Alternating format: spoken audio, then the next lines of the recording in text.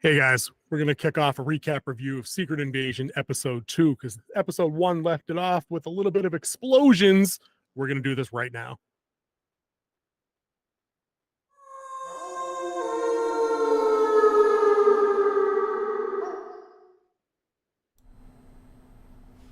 Hey guys, welcome back to Winter Wolf's Den. Winter Wolf here, King Z over there.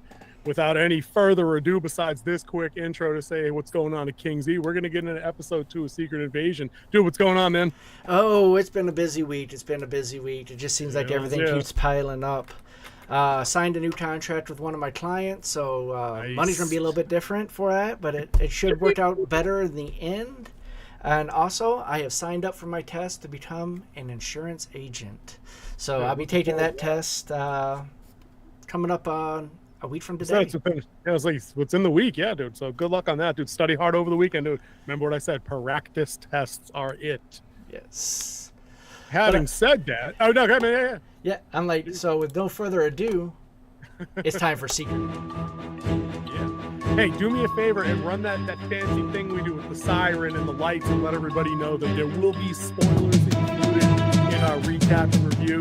Guys, that's just how King Z and I like to roll, because, as the storytellers in both of us, we like to kind of break down story angles, through lines, character development, all that good kind of stuff. We're not just here to bash on Marvel or, polish the knob for DC or whatever else. We do like to do some breakdown stuff here.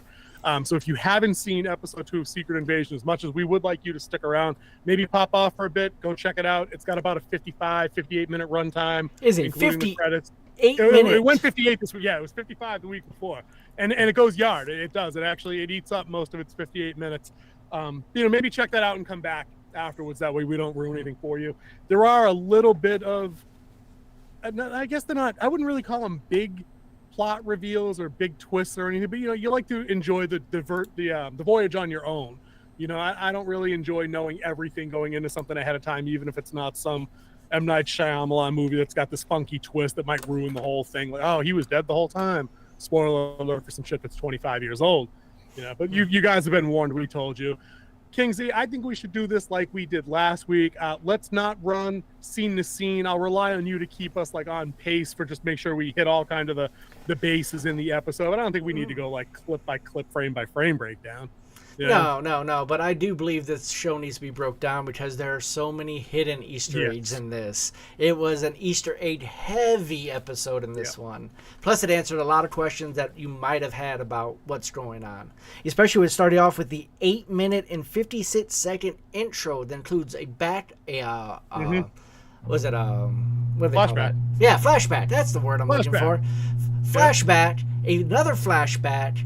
Then what's aftermath, and then we had the intro before we even got to the main part of this episode. Yeah, the flashback for folks that haven't seen it yet, it puts us back into 1995, right around the time that Captain Marvel was part of the MCU timeline. So you get the de-aged Samuel L. Jackson. I'm just gonna call him Jackson going forward. It's too many syllables. Get the de-aged Jackson. Dude, I gotta say, while we're on the topic of just that part, I thought that looked pretty good. I know sometimes the de-aging stuff looks kind of lousy. It looks kind of uncanny valley, kind of waxy. I thought it looked all right. Was it just, am I wrong, or was it pretty good? No, they did a lot better on the de-aging on this one. The de-aging are also like the, as I used to call it, the Tarkin face. For Rogue One. That's the deep fake. They are getting a lot better at that. Yes, which is kind of creepy in and of itself. Dude, that's probably a great topic for a whole nother day. About actors signing over rights to likenesses, or how James Earl Jones signed over the rights, to his Vader voice being used in perpetuity by Lucasfilms. That's a good topic for another day. But let's talk Secret Invasion, man. So we open with that flashback. Back in 95, it's pretty much right at the end of the Captain Marvel movie, or what would have ostensibly been the next day. Fury's meeting with Talos and other members of the Skrull community that were still kind of kicking around where the movie took place. That was California, right? I think was Captain Marvel Cali? I think it was. It was somewhere west and warm. And they're it's the beginning of Fury's partnership with Talos and the Skrulls left on Earth. They name drop Carol Danvers a couple of times in the episode about how she's on the hunt for Skrull homeworld, and he's basically asking for Skrull help, to basically almost form kind of the first working ranks of S.H.I.E.L.D. He's asking them to, pick the one human face, remain in that form, help me keep the peace down here, and we'll help you find, a home where we can find new homes. He's basically trying to build a partnership. Yeah, and they referred to this moment a lot in the first episode of where he promised to find them a planet, and it's like, where have you been? And you haven't been the same since the blip and stuff like that. So we actually go back and actually see the moment of the promise that he made. Yeah, I thought it was an all right little scene, but it did get me thinking though, just as they kind of get from this scene through the other bit of the flashback into the train scene. I know we're going to do some skipping around, but we're just going to get people caught up. Fury has the argument with Talos about what they've been up to, about trying to find the Skrull home world, but they hadn't found one. And Talos basically admits that, hey, I kind of called all the Skrulls I knew to come basically settle on Earth already, and we're like 1 million deep. Yeah. Sorry, not sorry. 1 million deep. Right. He said 1 million. I'm not being no hyperbole. Like, he said 1 million. And it got me thinking, I'm like, so you guys already had like FTL drives in interstellar travel, and you had the ships to get to Earth. Nobody went somewhere else and sorted this shit. The communication only worked from Talos to the Skrull ships. They didn't Facebook or network to all the other ships, and maybe somebody else went to Alpha Centauri or something and tried to find a planet elsewhere. Like, they were waiting for one human woman and one human male, only one of whom could actually fly through space to find them a planet. And it just, as we're going to talk more about this episode, it's definitely going to come out that I'm starting to sour on the show already. I'll preemptively warn you ahead of that, because we didn't talk earlier about the show. I'm starting to see where this is going to fall apart for me really quick, because I think the episode made a good number of dumb narrative decisions. But what did you take away from early parts of the episode, just with the flashback, the setup, the bit on the train, like everything like that? And maybe tell us what's going on with the train, because I think that's like a logical starting place, because that happens right after the end of episode 1. Yeah, because they show the aftermath of right after the bombing, and like him being not thrown dirty in. bombs, by the way. Yep, wasn't Confirmed, a dirty bomb. Not dirty bombs. They hint at dirty bomb. Apparently, they changed it somehow. But maybe it's coming later. I mean, again, maybe this was the diversion. Who knows? But so yeah, the train scene, if you would. Yep. So you see that he gets thrown in the back of a van, and the train scenes to get him out of Russia, because he's getting blamed, and they have a great scene about that later with Rhodey, and how he kind of went to bat for him, and just because of other reasons. It's kind of funny. But the whole train scene, you see, I keep wanting to say Thanos, but Talos is Talos. Thanos might improve the show for me. Talos poses a woman and kind of flirts with one of the guards who's looking for him, and then gets him, gets the guards away, and then they start talking. And he was talking about a game he used to play with his mom. Like, his mom knew he was lying, or that there was something going on by the way he lied. So he's like, let's play around. And he asked them some questions about, tell me something I don't know, was the name of the game. Right. So, yeah. So this was a way that they brought out exposition out of it, just in a fun way. Me, myself, I'm not too undersold on this show. I'm still kind of liking. I'm liking some of the stuff, the behind the scenes that they're doing, like where he's talking about like set up a meeting to talk, and just tell him that I'm going to talk about my daughter, and like there's a lot of back alley type shots and stuff like that. Of course, they're going to make miscues. I mean, it's a Marvel show, which I have a comment for that whole thing at the end of this whole of today's live stream. So if you guys are interested, hang until the end to see what my final opinion is. I was going to say, possible spoiler alert for Kingsley's opinion, that didn't involve a certain gunshot, did it? No. I have a bone to pick with a certain gunshot at the end, but we'll cover that when we get there. I'm glad you were talking about Marvel making missteps, just in terms of this, just in general. I'd like to apply that directly to this scene, because I think early on, you and I kind of had this maybe a hope, or a prediction, or just a general sense that we were trying to connect this and compare it to Andor over there in the other Star Wars, like the whole spy thriller stuff. Yeah. Let me tell you, guys, Andor in its worst episode with the spy stuff is about 5 times better than what I've seen so far, especially in this episode.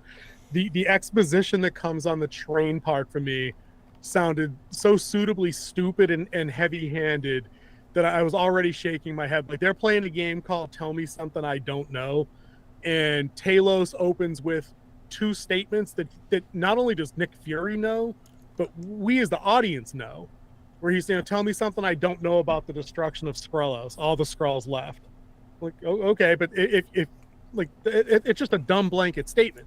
Even if the angle is Talos is trying to lie to Jackson to not tell him something, you have to tell him an intelligent lie. You know what I mean? He started with that, and then I don't recall what the second one was. It was tell us something about the Skrulls that are here, and he's like, well, we've already been here. And then Jackson looks surprised, and I'm like, how are you surprised? This is 30 years after you met this guy in 95. He didn't know that it was at the extent, the number. Okay, all right. So he then I'll go back and grace them out of that. Yeah, but it was the number that he's like, because he even said like a million, and he even called him out on that first statement. He's like, this is James, tell me something I don't know. So he was just reiterating like, we already know this statement. So yeah, but see that's like, but this is Talos 30 years later with Fury. What was now? I'm not now. You know I hate this. I'm not going to write their show for them in terms of headcanon, but I feel like somebody else is going to come up with some nonsensical argument like, oh, this was Talos testing to see if this actually was Fury, to see if he actually did know Skrullos was destroyed. I'm like, no, that's not going to fly. This isn't that show. It's not going to be written on that kind of level. But I just felt like I saw what they were trying to do. And like I said, I'm not out because it wasn't awful, but it's starting to feel a little Bush League with stuff like that, especially when it's coming on the heels of they've already, the first 5 minutes into this show, made another reference to a black guy in Russia. Like, yeah, in 95, that could have been a thing. But even as plenty of people have pointed out, like in the real world in like 2023, there are more people of color in Russia right now. It's not like, and they tried to make a joke out of it where they're like, yeah, you'd be better off trying to find an alien in Russia than a black guy. I'm like, no, like that's dated. That's not a thing. Like in 1982, maybe, in the 90s, maybe, but in 2023, not so much. I don't know. So they have their falling out on the train. Jackson basically orders Talos off the train, and he fucks off and he leaves after Talos tries to dress him down and says, after the blip, you came back, and again, you were nobody.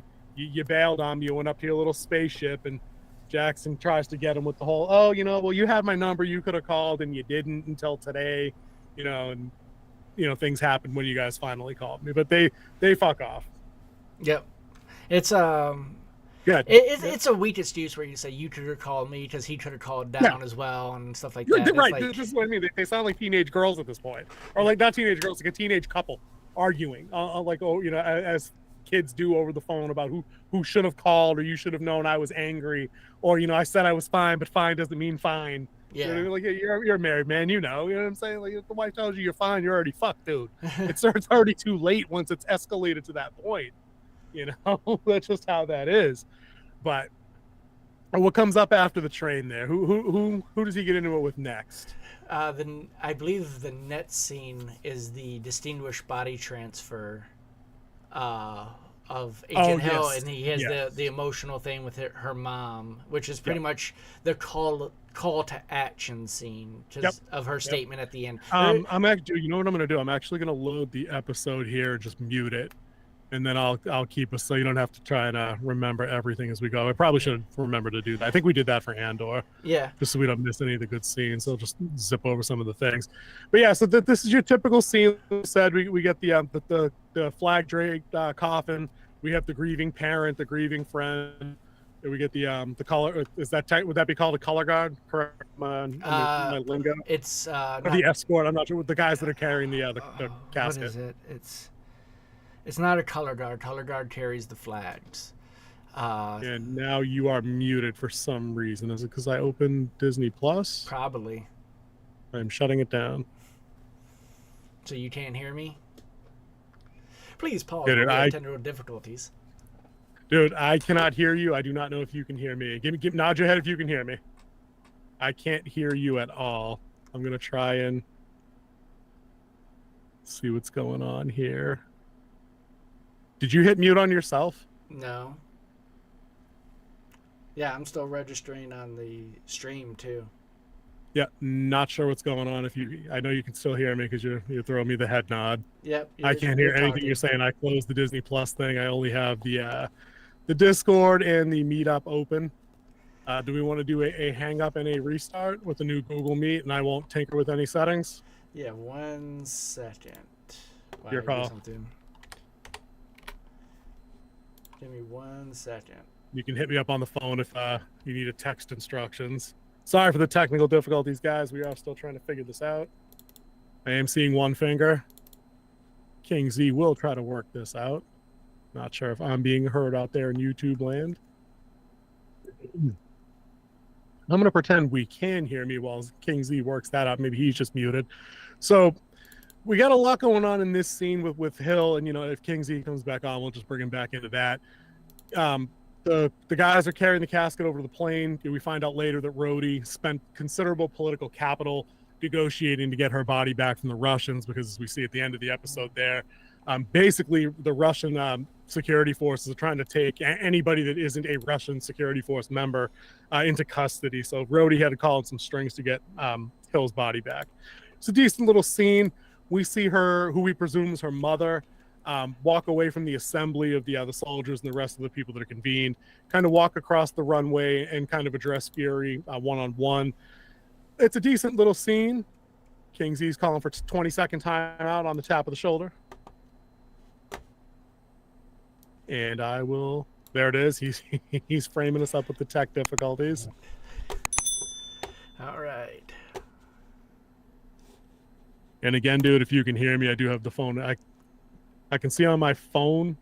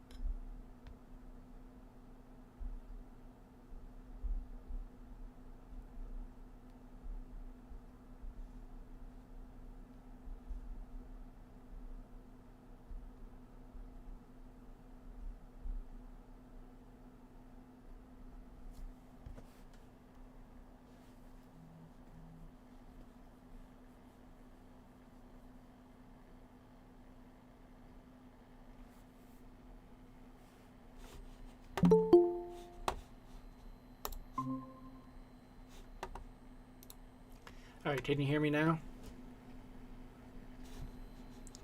Test, test, test, test, test, test. I'm talking. Nothing's muted on my end. It's showing me talking right here. That could be it. Your headset could have died.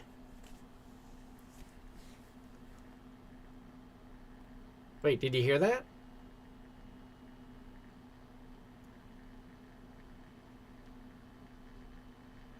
Hello, hello, hello, hello.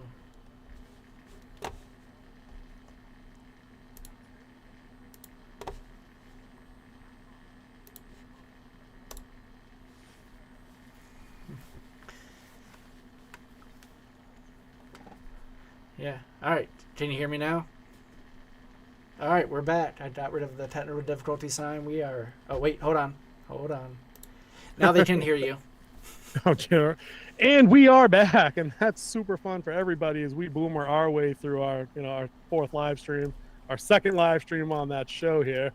I was vamping for a couple of minutes. Yeah, I have a thing on that distinguished transfer. Let me ask you first. I was asking what the guys are called. I called them a color guard. I'm sure that's not the right thing. Yeah, they're not called a color guard. They're called a honor guard. Honor guard, that's what it was. Yep, honor guard. Thank you. Yep, and the distinguished transfer that they did, that was the wrong plane. It is a true government plane that they were at. That's a G5. Yep. private jet that couldn't. The cargo area is not big enough to carry a casket in. I know. I used to fly on that jet with General Pace, so that very one, that tail number, I flew on that very G5. Yeah, dude, small world, dude. There yeah. you go. Nice. So that wouldn't have happened, but overall it did look pretty good. It would have what would have happened in real life is they would have been at Dover Airfield in Delaware, and the family and everything would be back watching that, and then they would be able to have time with the casket as it goes to wherever the coordinator of the kill would of the kin would, whoever has the rights to say the disposition of the body. That's what I'm looking for. Would tell them where to send the body after that. But it's a time of honor to just be able to see the body come home. Well, that's what I was while you were working behind the scenes. I don't know if my mic was cutting in out or whatever, but basically what I had said was it was a good scene. I thought it was respectful. I thought it was, not accurate to the actual procedure or the how it actually works, but streamlined for TV. It was good. The music was good. The interesting drama that comes through is when who we presume is Agent Hill's mother goes to speak to Fury privately, like at the other end of the runway kind of thing, and they get into it. She gets pretty much up in his ass on that moment where she's like, my daughter would have followed you to, the gates of hell and back, and these jackasses over here won't even tell me where she died or what she was doing. And I thought he stepped to the plate, that he pulled a Fury move, and I was happy to see where he was like, she died in Moscow, she was there trying to help me stop the attack, and somebody set a trap and looking out for me, and they got her. And at first I thought they were going to go down that cliched route where it was like, my daughter got hurt trying to save you and you abandoned her, this, that, or maybe she's going to slap him or something. But they didn't go that way. And I think that would have been really on the nose and cliched if it had been like that. And instead, mom pulls the power move where she's like, make sure her death counts for something. Yeah, the call to action statement. You know what I mean? That, like you said, that's the beat right there. It's the call to action beat where it was like, Fury was already in the mix again. Like, he'd been called down from the ship and was in the mix.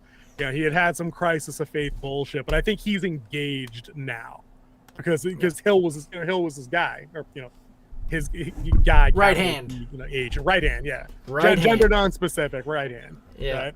And then moving on, I was digging that scene. Yeah, it was a great scene. Now moving on, we don't see something else that they've talked about in the first episode. We finally get to see it, and that's the Council of the Skrull. Yes. So first off, you see people like talking about the attack on Moscow, and like there's going to be a full investigation. You see key leadership, like you have a senator who's like, "There's no way America was involved. This screams false flag." And then you have like the NATO general, like, "We're going to investigate." And then you have like, "I'm the leader of the EU," which wouldn't be true because UK is not part of the EU anymore. They left Brexit. Yep, and that's on my checklist of things that they should have known, considering this was written well after that happened. Yeah. But you noticed who that senator was, right? Oh, Shooter McGavin. Yeah, Shooter McGavin. Just making sure you knew that. All right, just checking. You better stay out of my way, or you'll pay. Made some hay down by the bay. I just may. That's our next series, dude. Top 3 stand moves. That's got to be a thing. But anyway. So yeah, it's a typical council setup. Gravik rolls up in there like he kind of runs the place. Yeah, he's kind of a hot dog villain. I think I like him because he is kind of a bastard. I kind of like that. Like when he's clearing security to get into the meeting, one of the guys there stops Emilia Clarke's character Gaia from going in, and I'm like, but she's all 4'9" and 100 pounds. Like, whatever, she's not fighting her way in there.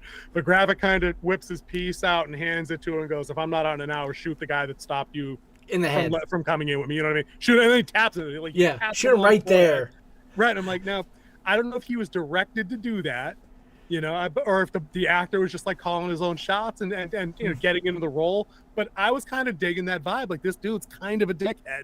Because he didn't talk really much as we were talking about this. He didn't talk much in episode 1. His personality comes all the way out in this one. Yeah. All the way out. And you also see that, and he's tied back to that flashback scene of where he was introduced to Fury when Fury made the promise and everything. So he was in the room when that happened as a kid. I thought that was a very good tie. We talk about this all the time. Like, you make a powerful antagonist by giving them a strong, however you can pull it off, emotional connection to the protagonist. Mission effing accomplished. Here, we'll see if they can pay it off. But go ahead and get us through this scene, because I think this is a scene worth talking about, because this is where it really started to come off the rails for me. So yeah, so he's talking about like it's time for them to start the war and take back the planet, and then he kind of pulls a power play where he becomes like, this is just a quick summary, where he becomes the general of the Skrull general. Yep. What one person in power, a democracy is not needed for war, and everyone side with him except for the one lady who says that it's not that you forgot that we weren't ready to go to war, we were too willing to go to war. Yeah. With And then the Kree basically beat us down. Yeah, with the Kree. And then he's like, you're free to leave and you won't be harmed. So, and that's I was waiting for her to catch one in the back of the dome out the door. That was just me. Yeah, I kept waiting for that moment, even to the point where she was on the phone. Like, it happened while she was on the phone, because she calls Talos immediately afterwards. Right. Dude, let's pick this scene apart. Let's spend some time on this. All right. So Gravik rolls in there, and it's the Skrull Council that we've heard about that Talos used to be a member of, but he was exiled, banished, impeached, whatever their word is for it, when S.H.I.E.L.D. basically didn't find a new Skrull planet. Yeah. And Gravik rose to this kind of power. Right? This dude walks into a room where we see the English Prime Minister is a Skrull, right? Mm-hmm. We see whoever the American guy was. They didn't actually identify him as a senator. Well, we know he's not president. We know he's not president, right? I was thinking about that.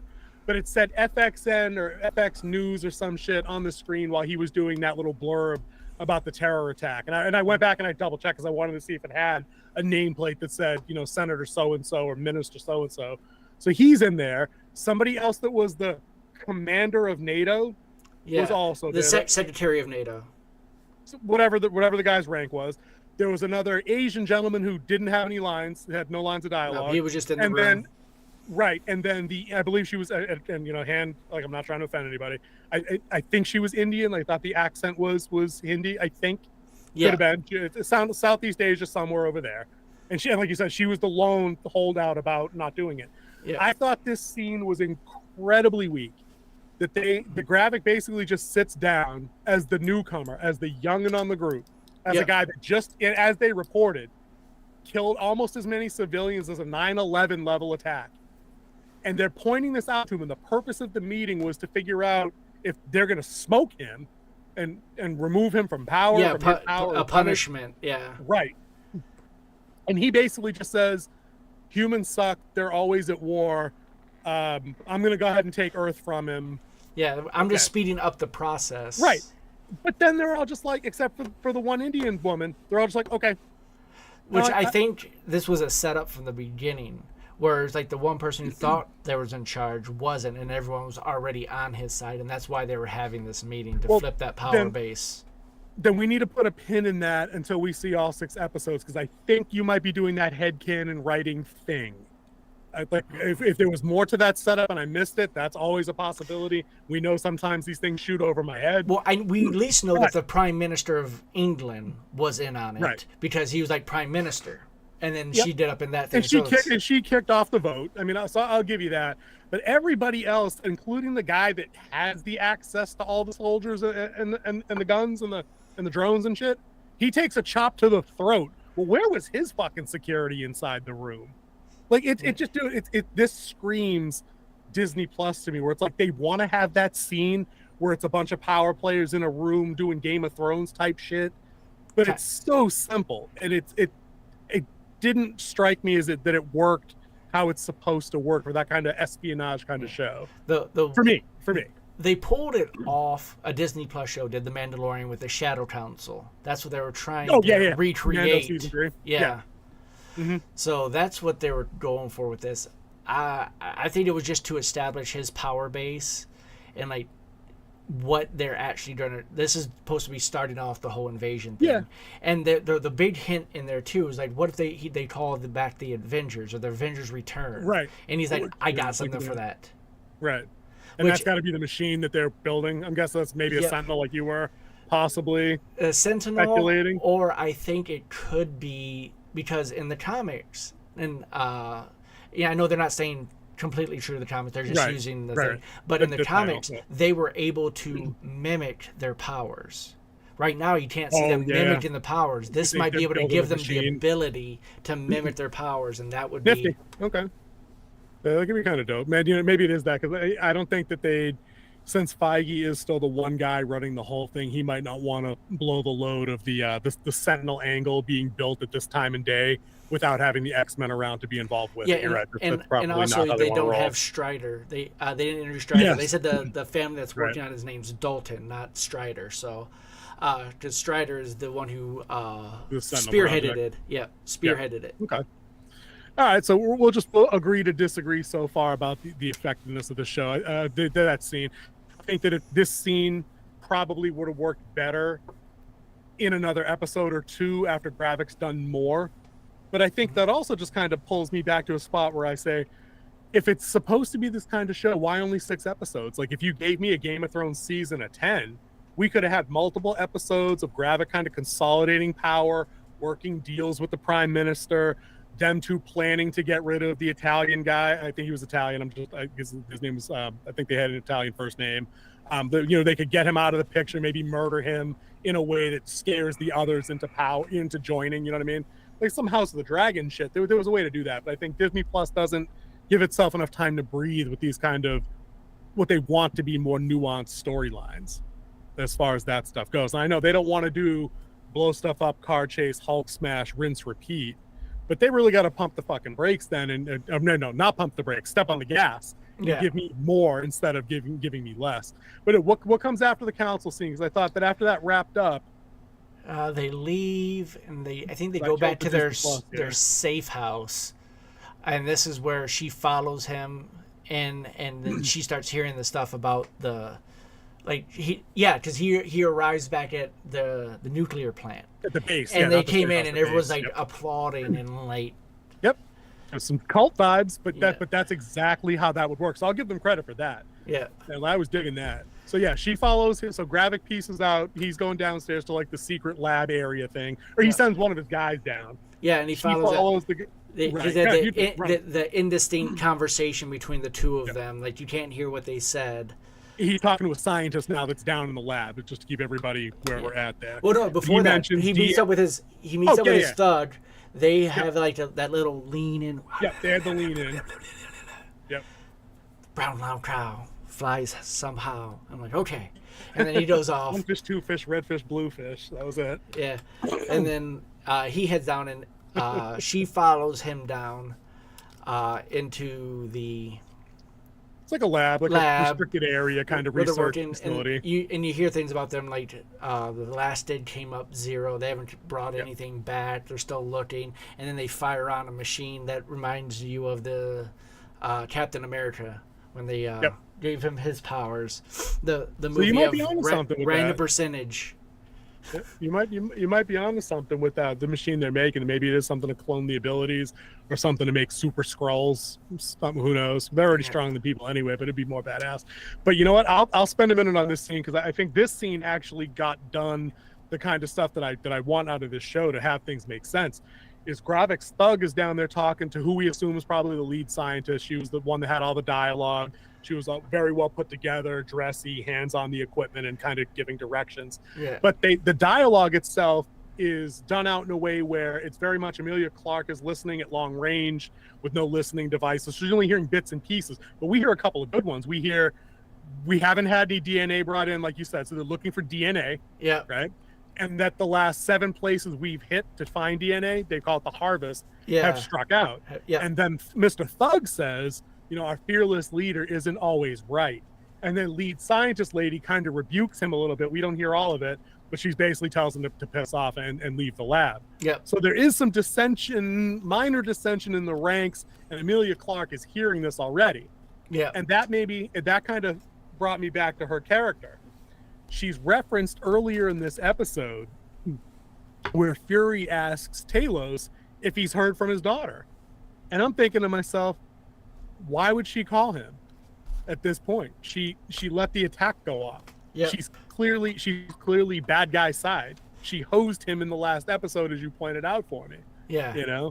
Like, are we expecting doting daughter to call dear old dad at this point. I'd be like, I'm not expecting that fucking call. I let her go and she killed that. And that's the thing, dude. Remember I said that last week. Yeah. Anything that happens from this point forward where he let her go with the bomb is on her ass, and it's also his ass. So 2,000 people in climbing are dead, and Talos is like, nah, it'll be fine. Don't worry about it. It's cool. And like the good guys don't even talk about that except when Rhodey shows up, and we'll get to that. Yeah. That was a great scene. I did like the Rhodey scene. We'll get to that. So we get back from Gravik. You just did the Emilia Clarke thing. Is this the part where she kind of dips into his office and is on the computers for a couple seconds following up on... No, there's a skip point. Research? Like, that's after the whole Rhodey scene. That's after Rhodey? Oh, yeah, you're right. Yeah. Is Rhodey next? You want to just talk about that scene next? Yeah, let's do that one, and then we'll go into the interrogation. Oh, yeah, because the interrogations... Because it speeds... The episode speeds up after the Rhodey scene. Yeah, definitely. Actually, technically, because it goes Rhodey, both his scenes, and then on to Emily Clarke, and then the whole speed up of the interrogation and everything going on. And then it ends on a really weird... I mean, for me, it was weird. I was like, okay, I guess so. But anyway, we'll get to that. So, dude, the Rhodey scene is interesting. The first part of it, anyway. Yeah. Right? So he's sitting at a council meeting, like he was summoned. Right. The news lady says where the 24 EU heads of state have all but commanded Washington to be accountable for what's happened. Yeah. And I thought Rhodey handed them their asses in that scene. Yeah, he did. Pretty dopely around. Where he's like, president's pretty busy. We're not showing up here with anything other than sensitivity at this point, unless you have a shred of evidence. And he'll excuse me if I don't just accept Russian state-sponsored, pictures as being evidence. I'll have my guys at Langley take a look at them. Yeah, he's like, I thought he froze them pretty good. Oh yeah, he definitely just hands it back to him. It was like he's like, I cannot take Russian photographs as evidence. We just send that to our Langley and we can verify. Yeah. And then they're like, well, Nick Fury was there, and he's like, allegedly, allegedly there.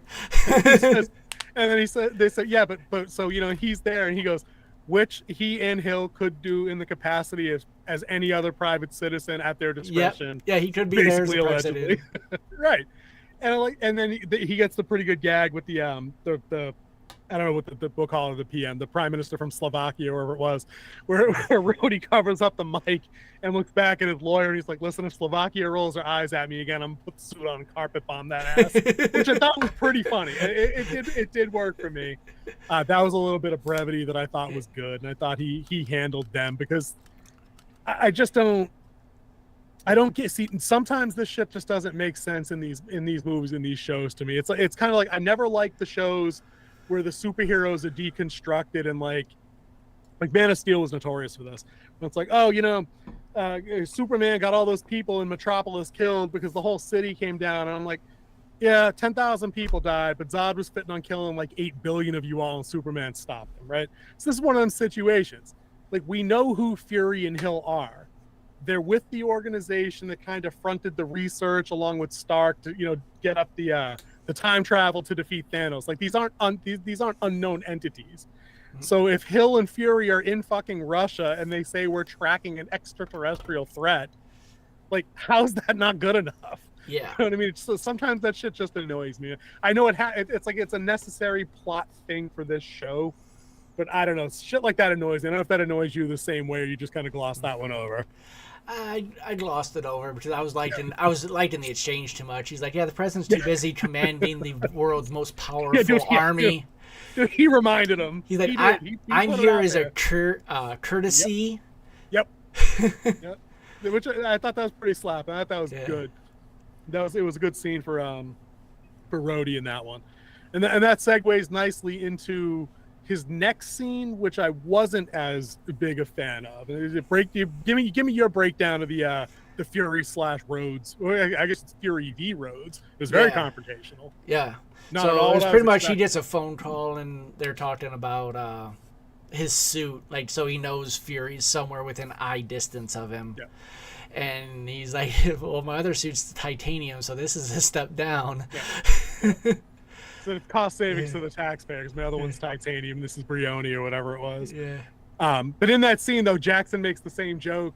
Fury makes the same joke that Rhodey had done, because Rhodey's complaining to Fury about the rep from Slovakia eye rolling. Like, can't we just carpet bomb them? Just throw the suit on and go carpet bomb that ass. I thought that was kind of funny. So they had an RI back and forth for that kind of stuff. But the actual meeting at the bar, and again, I know the vibe they were going for, with like the Spy Master vibe, where you get vibes of it in movies like Casino or The Godfather. It was very mobbish. It was supposed to be a power play kind of I'm in, you're out kind of scene. Yeah.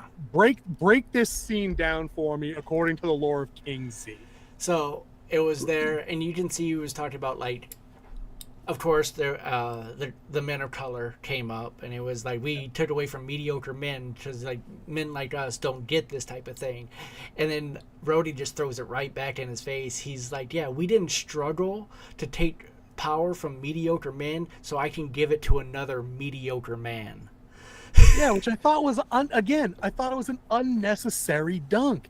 Like, we've got a whole but this is the MCU, dude. Like, it was a good line. Yeah. I get it, but it shouldn't have been fired at Nick Fury. It should have been fired at some other chump that had been standing in for Nick Fury. Nick Fury is a fucking hero. It'd be like, dude, that if they can say that to Nick Fury, they could have ostensibly said that to fucking Steve Rogers. You know what I mean? Like, they're heroes. They shouldn't be on the receiving end of these remarks just based on their track record alone. But Steve Rogers also knew when to hang up the shield. But they called Nick Fury back. He didn't just come down. No. Hill called him. The U.S. government. One of them called him. Yeah. Thalos and Hill called him back. Right. It wasn't on the role that Rhodey plays, which is, I think, some type of advisor to the president. I can't figure out which one. It's unclear. They basically address him by rank, still a colonel, I think. Yeah. Right? So he didn't call him back. Remember, because in the first one, he was like, Fury left Saber, and they're like, why did he leave Saber? Get him back there. And so...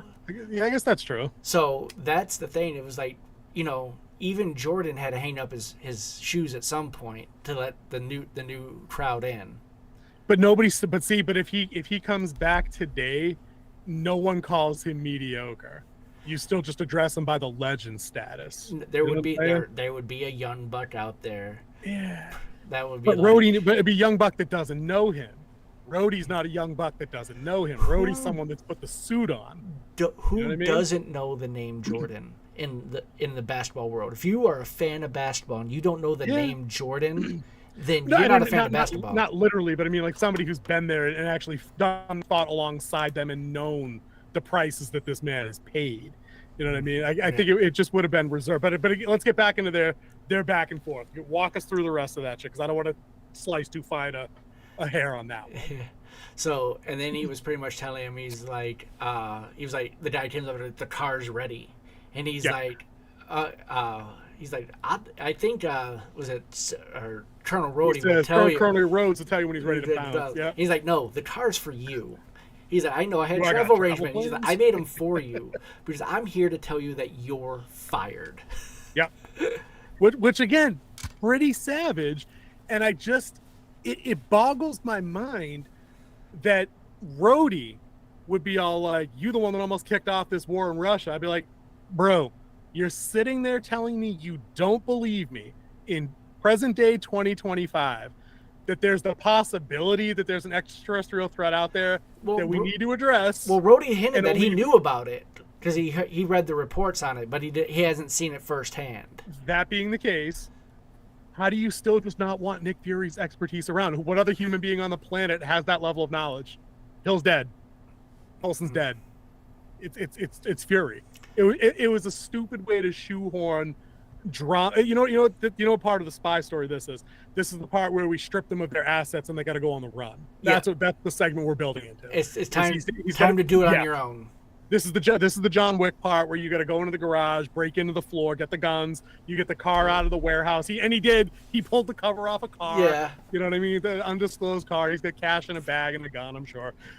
Don't be surprised. I'm calling the cliche now. I know this is usually your department, but I'm going to do it right now. Don't be surprised if he gets the beard shaved and an eye patch on by the end of the show. I'm calling it. Yeah, he hasn't had an eye patch on yet.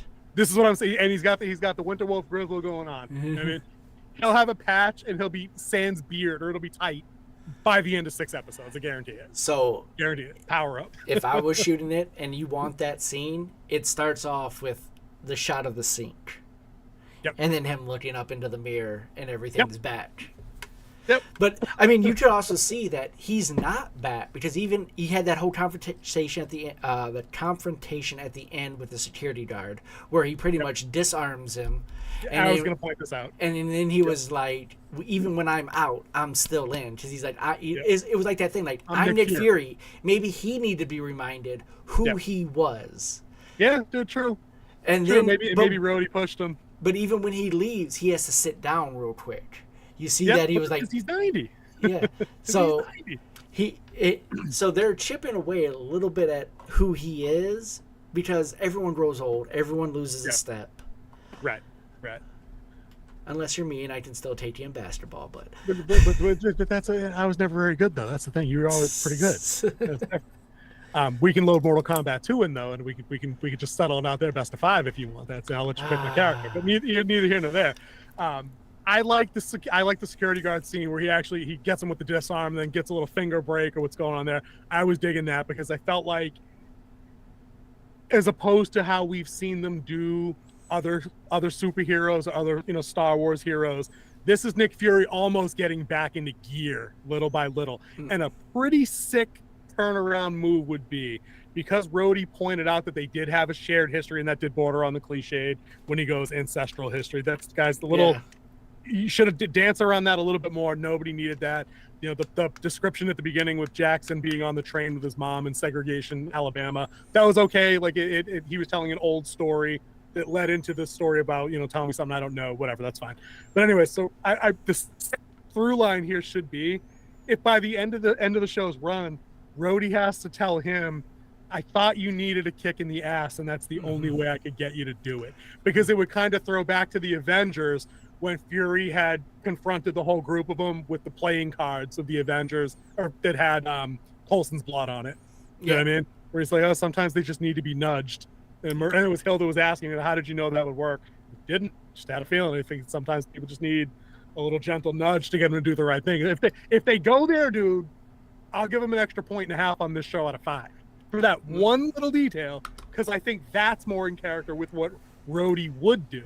Yeah. And a partner of Fury's, and like a former, not mentor, the other, like understudy, student, you know what I mean?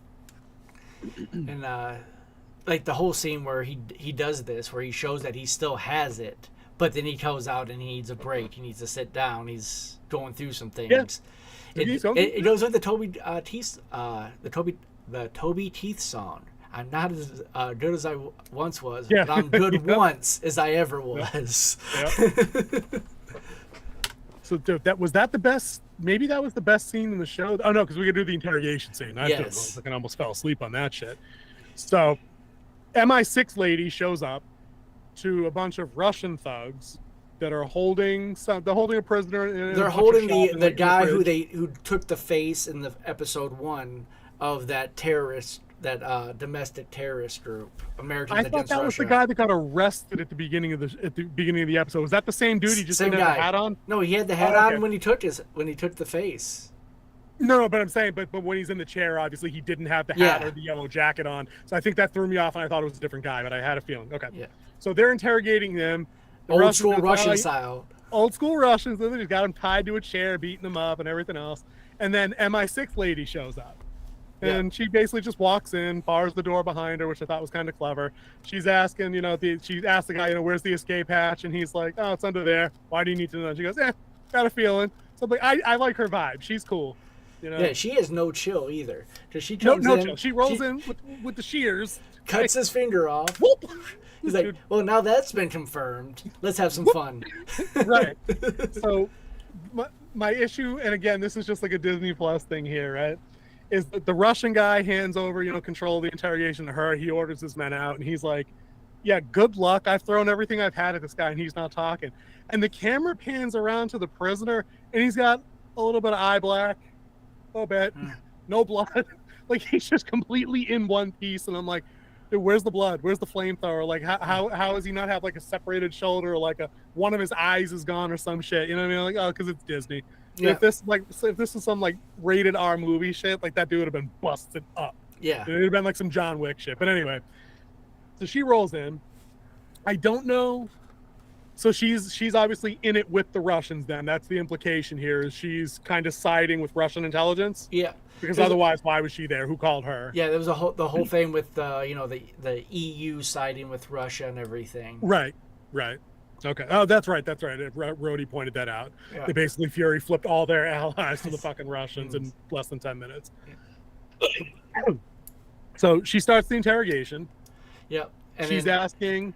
she wanted to know where the safe house was, who's in charge, stuff like that. Gravik's safe house, just so we keep everybody on the same page. Yep. And then she was like, "You could tell me." It was like he's like, when I bust out here, I'm gonna bust you up. He's like, "You might say that, but I'm gonna inject you with this." And it's like your blood's gonna boil 170 degrees or 160 degrees Celsius. And a lot of people talk when that happens. Most people talk before that happens. Yeah. Yep. So he tries to play the hard ass, and I gotta say, dude, he's the least convincing hard ass I've ever seen in an interrogation scene in my entire life. Where he's like, "Go ahead, stick the needle in my arm. I don't care." And she sits in his butt. So she hits him. She hits him in the gluteal instead, which is always. And this is me, as the medical guy. It's hilarious to me, and I've said this to you before in other shows where they've done like IVs and things like that, where they're giving injections through clothing. It's always hilarious to me when I see that, because I'm like, pretty sure no, but I mean, all right, that's whatever you got to do. So she spikes him in the butt cheek, and he resists. To his credit, he resists a little bit, doesn't give up much. You know, he just basically says he never gives up the safe house. Yeah. So I'm not sure. Maybe it's implied, because when we see Gravik's crew later. Passing the safe house. They pass it, and there's a lot of cops around. Yeah. So maybe he did spill. Gravik definitely thinks he did. We'll get to that, because that's how it ends. So she basically works him over, and he says, you know, Gravik's working on a machine. I don't know what it is. Who's he working with? Dalton's. It's a married couple named Dalton. And of course, that's the name we saw Amelia Clark looking up on Gravik's computer back at the base. Yep. And that's when they pull up the list, and then so because it starts with her there, then it cuts to them. Yep. Because she starts looking up the stuff that they're talking about, and you see this is where a lot of the Easter eggs are too, because you see like Groot, and then you see Frost Beast, which could be Beast. Yep. And then the other one at the very bottom. Obsidian Mull. I don't remember. It was Obsidian something. Was that one of Thanos' guys? I think so. And then that was the big dude. Yeah. And the bottom one said Extremis. I saw that. And you know what the Extremis is, right? That was was that not the thing from Iron Man 3, like the part of the AIM program, like the chemical that was doing the super soldier shit that was unstable? That is the Mark 42 Iron Man suit that it lives in your nervous system and then comes out. It self-repairs. You control it with thought. It's completely watertight. And like you don't have to like worry about the suit anywhere, because it's always in you. That was one of the things, like his suit getting ruined in the comic books. The Extremis suits got ruined by the Skrull because they learned how to control the suit, because it becomes part of them. So you get the power of the suit because it's part of your body at that point. It's in your nervous system. Very cool. Well, dude, very cool Easter egg to pick up then, dude. Very cool. I wonder if that is where they're going with the machine angle then. That could be kind of interesting then. Very interesting. But they're good Easter egg pickup. So they're flashing back and forth between the actual interrogation and Amelia Clark. Gravik interrupts her snooping around, and she's I'm just looking at a personnel file for the new guy. Yeah, and she already had it up, so you saw that she knows what she's doing. She has a little bit of that trade crack, because she already had that screen pulled out, so it was an easy alt tab to go back. For real, like so Gravik catches her kind of, and I think he caught her. I think he did, capital C caught her, because she tries passing him off on that thing, and he's loyalty. I remember when I met you, and you were the daughter of a failed general coming to me, and I thought he was a coward, yada yada. So I think, and Gravik, as we see, he's already pretty cunning. We know that. I'm guessing he's also probably pretty smart, and then we see the physicality coming up next. Yeah. Because the bang up scene of the episode this week is Gravik's going in with a very small team of his guys to rescue the prisoner to distraction of him. Yep. Right. They're going to get him out to see what he's given up or if he's given up anything. And this is where we get to the good action. It's a good action scene, but it is kind of floppy in a couple of places. I like that part I was talking about earlier about a gunshot. The Russian boss sends this guy to go get him a sausage from the butcher shop. Yeah. And the guy goes down there and he pulls a link down off a chain. And as he's going to chop with the butcher knife, the single shot just blows him away. At the exact same second, the blade comes down, right? But it's a suppressed shot. And then, of course, Gravik and his guy come in, and there are no suppressors present on any of the weapons that they have. And I'm like, okay, all right, it's Disney. But shit like that, dude, it's just the shit that if you watch action movies, you're trained, almost you're conditioned is probably a better word, to see that kind of stuff. And when it's wrong, you're like, come on. And thank you for calling it a suppressor and not a silencer. Dude, what is this, amateur hour? Come on, man. But the one cool thing that they got right was them opening the door slowly and grabbing the bell as they come in. Dude, spycraft. Dude, spycraft. Yeah. That's the kind of shit we love. Dude, I even just generically, I let them throw in flashbangs under the door to set up how they tactically enter the room. And they get into a little shootout in close quarters and it's like a Rocky cold storage with this flanks of beef hanging all over. Dude, Gravik fucks these dudes up. Yes. If him and Fury come to blows, forget it. Fury's dead. Fury's dead without help. You know what I'm saying? Because Gravik has some Matrix John Wick shit with he at one point he back rolls somebody up into the air and shoots him with a rifle as he's flipping over his head kind of thing. There were some pretty solid action beats in there. Even his buddy, I think hip tossed somebody down and then just tapped him 3 times to make sure he was dead. And I was like, okay, they're not fucking around here with the gunplay, and I like that. So I was just thinking, we were talking about the machine and the DNA samples that they have. If you go back to the trailer, there's a scene where Gravik extends his arm and it starts growing out. He might have the power of Groot. Oh, okay. And dude, and that is probably the affordable way, because we've talked about money on these shows a lot on our runs. Instead of bringing in Chris Hemsworth or something like that to reprise a role for a $2 million cameo, maybe you just send it over to the VFX guys and they give you Groot arm. Lightning coming down. Right. Maybe there are other ways. And then the strength, Steve Rogers' strength. Oh, and that's the super serum's the cheapest, easiest thing they can do. The expensive shit would be to throw Rhodey in the suit for a 5-minute segment. But I think they're gonna blow the bank on that. I think that's coming. Because he's going to have to bail Fury out to make good on that partnership. And he's talking about putting the suit on. Yeah. I feel like that's coming. Maybe something at Gravik's base. Rhodey comes flying in and comes down in the Iron Man pose. That'd be pretty dope. I would like that. Cheese used that as. So he might be the one that they afford for this, since they already have Don Cheadle in the series. Well, that's what I'm saying. Anyone else in. Right, they've paid his salary, but dude, I know you don't work on the VFX side or anything like that, but I mean, those shots are crazy, stupid, expensive just to render all that kind of shit in the movies. I mean, maybe in an hour-long show, 40 seconds in the suit's not terribly cost prohibitive. I have no frame of reference to know, but I just know it's expensive. You know what I mean? Every VFX shot is expensive, but you can do it on a budget. I could do the whole Iron Man suit on my computer. Give me about 5 hours, and I can have a scene for you. We need to talk after this because I have a really good idea for that for an intro. I'm just throwing that out there. Anyway, dude, don't get me started on them intros. So the interrogation goes off. MI6 lady bails successfully. She goes through the escape hatch and she's fucking off in the sewers kind of thing. She cracks a joke down there. I don't remember what it was, but I remember kind of snickering. I thought it was pretty funny. I do like her. Gravik rescues his guys, all Russians exterminated. Yeah. They get to the car. Emilia Clarke's driving out. Actually, no, she's not driving out. Does she gets out of the car and she makes a phone call where she's speaking in Russian, I believe. So she is doing some double agenty shit, something like that, or she might be. I don't know at this point. That's questionable, right? Yeah. We're gonna put that one up in the air. It definitely wasn't to her dad because it wasn't Skrull language. I'm pretty sure on my TV it just said Russian. It was Russian subtitle, whatever it was. But then Gravik and his guy come back out with the prisoner. They rescue. They jump in the car. They're driving off. They pass the safe house. She's the one that called in the safe house. She made it that way. They couldn't go there. That's what that was. She called the police. That's what that was. So he took the bullet that was for her. Not necessarily.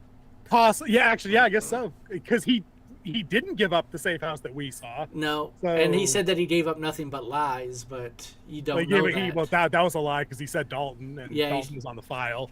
So we don't know that he mentioned the safe house. I'm pretty sure she did, and that'll be the reveal later. I'm sure she'll say that to Gravik or something.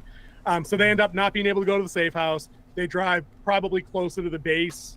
They pull the car over at some point. The prisoner's like, "Are we home?" The other guy who he's probably close to that was on the rescue team was like, "We're almost there."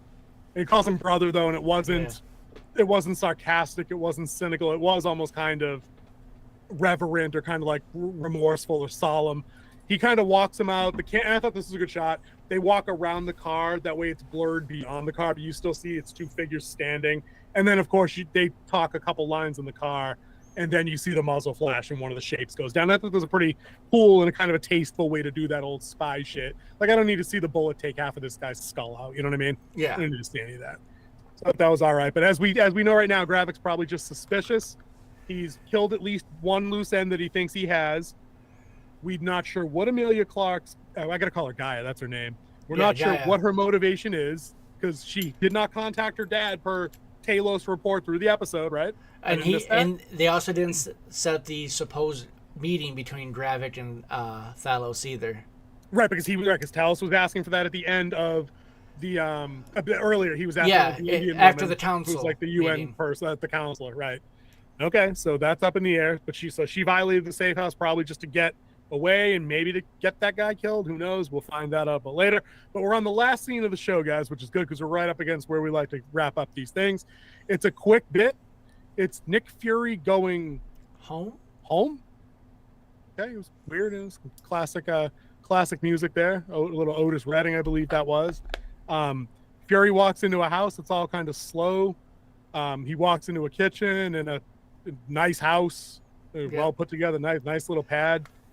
Seems like it's in a nice quiet neighborhood somewhere. A woman at the sink. I think she was washing flowers, washing her hands. No, she was like cooking. making dinner. Yeah, she was cooking. Was she was cutting like a cucumber up. That's right. That's right. There's some chopping going on, right? And then she turns around, and I thought this was kind of funny, and it set a good tone. Where he's walking in, and she's like, "Are you forgetting something?" And he walks back over by the door where there's like a bowl, and he picks up his wedding band and he puts it on in front of her. And she kind of melts into a smile, and she's like, "Much better." And then they kind of hug and kiss, and episode runs out. So you did notice, like when they just did a shot of her hands as he got to the house, her hands were green. Yeah, I did see that. So, and I was hoping you saw that. Yes. So, do we know? Does he know? Fury knows. Right, exactly. Does Fury know that she's a Skrull, or is if is he his does, wife replaced? Or is his wife a Skrull? Yeah. Or as his real wife been pea-potted, old school like body snatchers. Yeah. So I like that as a setup. And you did notice the vehicle that he got in that was the same one that he got blown up in Winter Soldier. Now I didn't notice that because I was looking for the minigun in the console of the truck that he picked up in this one. Are you sure it's the same one? It's the same make and model. So it was a Range Rover, Land Rover. Yeah. Range Rover, I think is. But it was also configured for England as well, because he was driving. Right drive. Yeah, right drive. Huh. Interesting. I have to go back and watch that part because that was pretty badass when the car flipped over and he had to like get the minigun before the car flipped over. He had to pull the minigun up out of the center console, and basically spin it out the passenger door to shoot at the other Hydra guys. That was pretty cool. I was like, all right, that's a good movie. That works. Good movie scene. But yeah, dude. After talking about it, I guess I'm not as down on the show as I was when I watched it. And that typically happens after I go over these things with you and I kind of stand down red alert on a couple of things. I still think that council scene was weak. But my gut tells me if they had more episodes, they would have either lengthened that to several scenes, or they would have placed it later in the show after Gravik had done more stuff to kind of prove the point that he had already made these deals or was making these deals. I wanted more of that. So maybe I'm just disappointed that it wasn't as deep as I wanted that to be.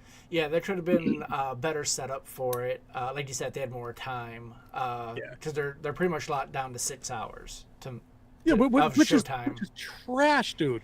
Like when all these other crap shows get 8 and 9, it pisses me off that like this one gets 6. Dude, fucking Agatha Harkness gets 9 episodes. 9 for what? For what? But we might get, and I'm speculating here, that the finale will be a 2-hour finale. Oh, I hadn't even thought of that. Or hour 46.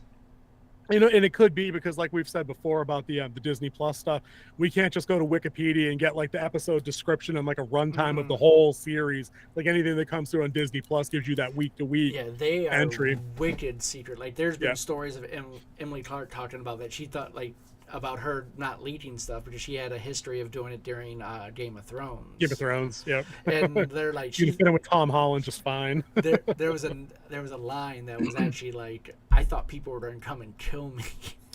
I think I heard that. Yeah. I think I saw that in an interview. Yeah, so I read that about her. So it was like, yeah, Marvel is probably one of the best franchises when it comes to locking out leaks.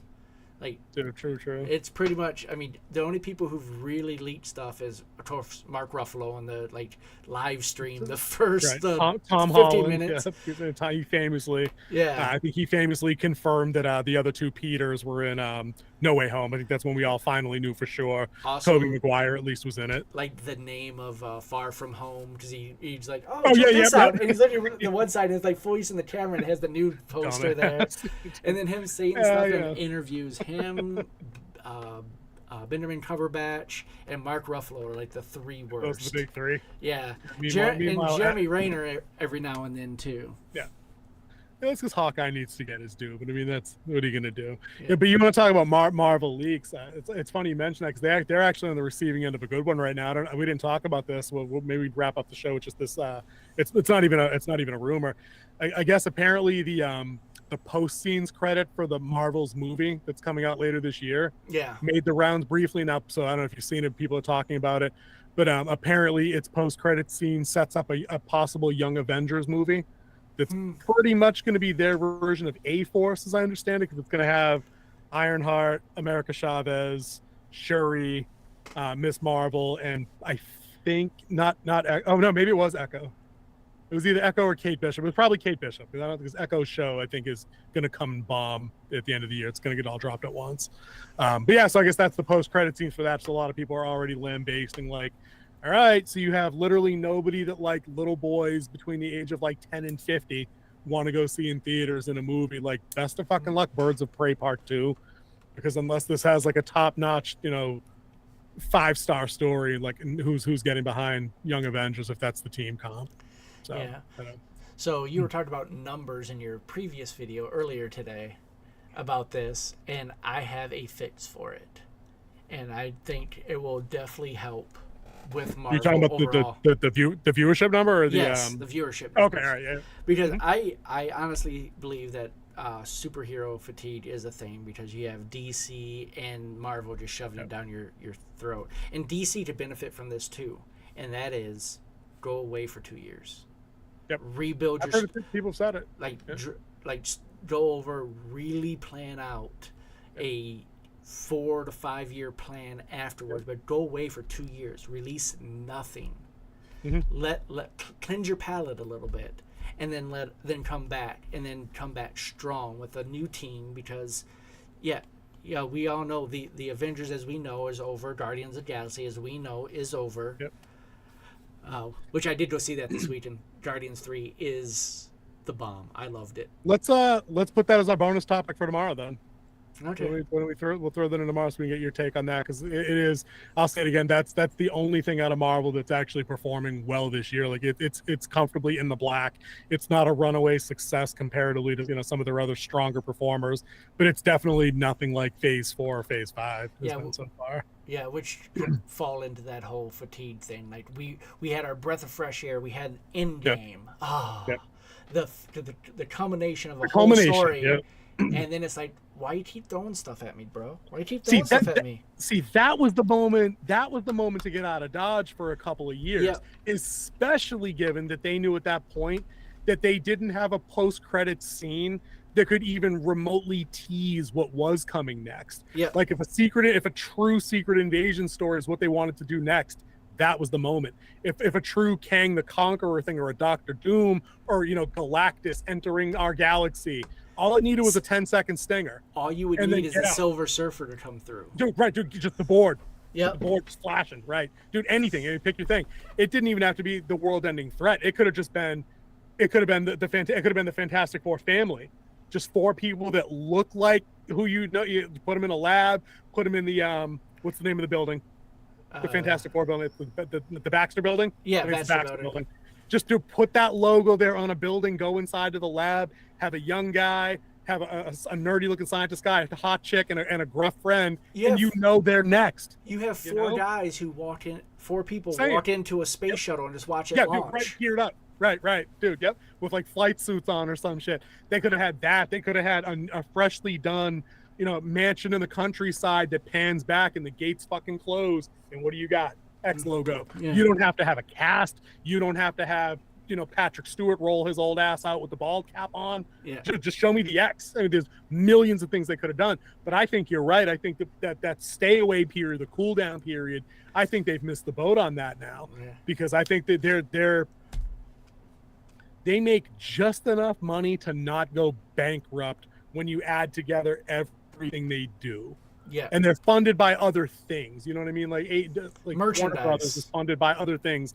Merchandise. Disney is the money Disney blows on movies is inconsequential. Their revenue derives from parks. You know what I mean? Which like is they also can take down. a bath, which is down, absolutely down. But like this, so they can take somewhat of a larger bath than other businesses could take and just keep rolling out garbage. I think at this point, what they need to do is just collectively, each team, get your head out of your ass and bring in experienced people in genre to tell interesting stories that appeal and apply to everyone. The social narratives that you try to squeeze into these things are not replacements for the kind of stories that drive superhero stories at their core. I disagree. I don't think that there's superhero fatigue. I think there's bad superhero fatigue. And I want to draw that distinction very plainly. If they came through tomorrow and said, hey, we know you guys all loved Keaton and the Flash last weekend. We're actually going to do Batman Beyond. That movie makes $1.5 billion, and I guarantee it. If they treat him respectfully, bring in a new replacement for Batman to play the Batman Beyond character. Terry, whatever his name is, Terry McGinnis, right? Respectfully done all around. You don't make Azrael a girl. You know what I'm saying? You don't make Batman a fascist. You don't have people calling Batman fascist in news clips. You don't take pot shot jokes at him being too old. You maybe make one of them when they meet, but you know what I mean? But then like the training and the respected mentor trope takes over. Movie makes $2 billion. If you actually do Batman Beyond right, it will take that shot at the very beginning, because remember the beginning of Batman Beyond, he has a heart attack. Batman has a heart attack while fighting one of the supervillains. Right. That's source. That makes sense. But then you don't continually kick him when he's down from all sides for the movie. Because he's still a billionaire. He can't kick him when he's down. Fucking Batman, dude. He's still Batman. Dude, that's a project we should talk about another time for sure, because I think this is what I mean. They need to get on board with those bankable story arcs and just stick to it. They need to bring in people that came up with those comics, that have worked in writers' rooms before, that have served as showrunners in other places. What you don't need, and sorry folks, this is just how it is, you don't need somebody that's 23 years old, that's lived in a van, that wrote a documentary about them living in a van. Down by the river, unless it's actually Chris Farley resurrected. You don't bring in people that haven't been to school, haven't had families, they haven't served overseas, they haven't traveled, they haven't lived life experiences, and they don't have job experience to bolster any of that. You hire people for the genre. You don't hire people that just wrote for like Two Broke Girls for a season to write superhero genre fiction unless they blow you away with their knowledge of subject material. That's just, there's no way around that. I I think have we're the at that point. same complaint when it's people who are trying to write military stuff who's Oh, never been dude, in the military. that's why I ask you. That's why I ask you anytime I got a question about that shit. I call you first. Because Exactly. I actually worked on a movie and I sat there and I missed this scene because I would, department I usually work in, which is the drip department. We're usually not on set while they're filming. You try to have minimum people on set because it's distracting to the actors. Distracting, right? Mm-hmm. So I sat there and I was watching it with my wife because you decided to see something you worked on. And then there was this scene where they started just throwing out acronym jargon. And it's like, that does not mean what you think it means. Right. They literally said that when he was in JROTC, but he couldn't make it when he made it to the DOD. I'm like, you do know JROTC's high school. And right. DOD is Department of Defense. You don't make it to the DOD. So, dude, it's techno babble. Dude, the medical side of shit. We were just talking about that earlier, man. The medical shit does that too. I remember there was a scene in like one of the Godzilla movies where they were talking about how like a defibrillator works, and I was like, no, you can't put it you can't put it over his shirt. Or it was, I don't remember what it was, but the medical scene gets a lot of that same stuff. Yeah. Like when they talk about this medicine does this, or this medicine's only used this way and can't be done for this. This is the treatment for this. It's got to be the same thing with like the military jargon and formations and techniques and gear. Or it's like that one medicine that fixes everything, and that's usually Cipro. They throw Cipro out there like it's the cure-all. Right. His heart stopped. Get him Cipro stat. I'm like, well, unless he's got some myocarditis up in that piece, he's probably not going to do anything. Yeah. Or they think that an adrenaline shot cures gunshot wounds for some reason. Like you've taken 9 bullets center mass. All you're going to do is bleed out faster if you take an adrenaline shot. But they don't know that, dude. They don't know that. That's what I'm saying, guy. It's crazy. So the worlds combined here, military and medicine. It's just crazy stupid how they get that shit wrong. But back to Secret Invasion. We got anything else on Secret Invasion? No, About to get out of here. I think we've covered episode 2 pretty well. Yeah, dude. I think you pulled me back from the brink. Like I said, I was, not that I wasn't looking forward to next week, but I was probably just like a little less enthused and like a little bit. All right, we're starting to head down that path. No, I'm all right. I'm good. I think we'll tune in next week to check that out. It's intriguing enough. I like Gravik. I think Gravik's probably the thing that saved me this week because now we know what the villain's all about. Like we know where he's at. Yeah, he's a good bad guy, and that's something Marvel's really been lacking outside of Thanos and Loki. Yeah, definitely. He's like I said, he's kind of a dick. You know what I mean? He's ruthless. There seems to be a method to the madness, and that's the trifecta of things you need. Like you just can't be a dick.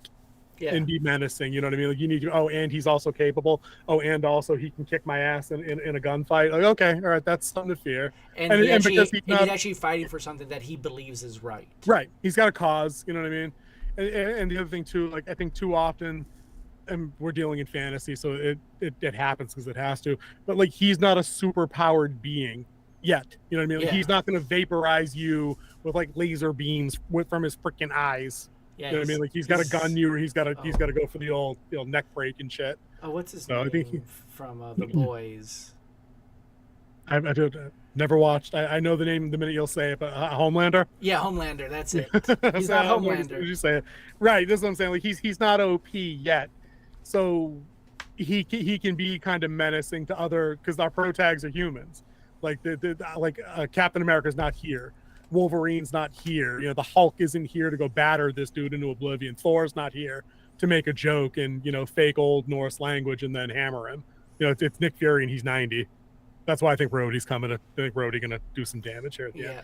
But guys, we appreciate folks that have popped in and, said what's up, hanging around for a little bit, talking to us about Secret Invasion and whatnot.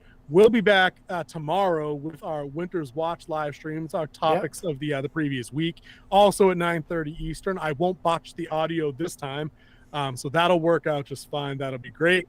And then, we'll be back next week again, Wednesday night at 9:30 Eastern to do Secret Invasion episode 3, which is the halfway point of the series. Because, again, this is only going 6. So hopefully I'll say this. Hopefully it's another hour. The first time one of these comes out to 28 minutes, dude, I'm gonna be pissed, and you're gonna hear about it. I guarantee you that. I really don't think that's gonna happen. I think it's gonna be. I think the shortest episode would probably be 42 minutes.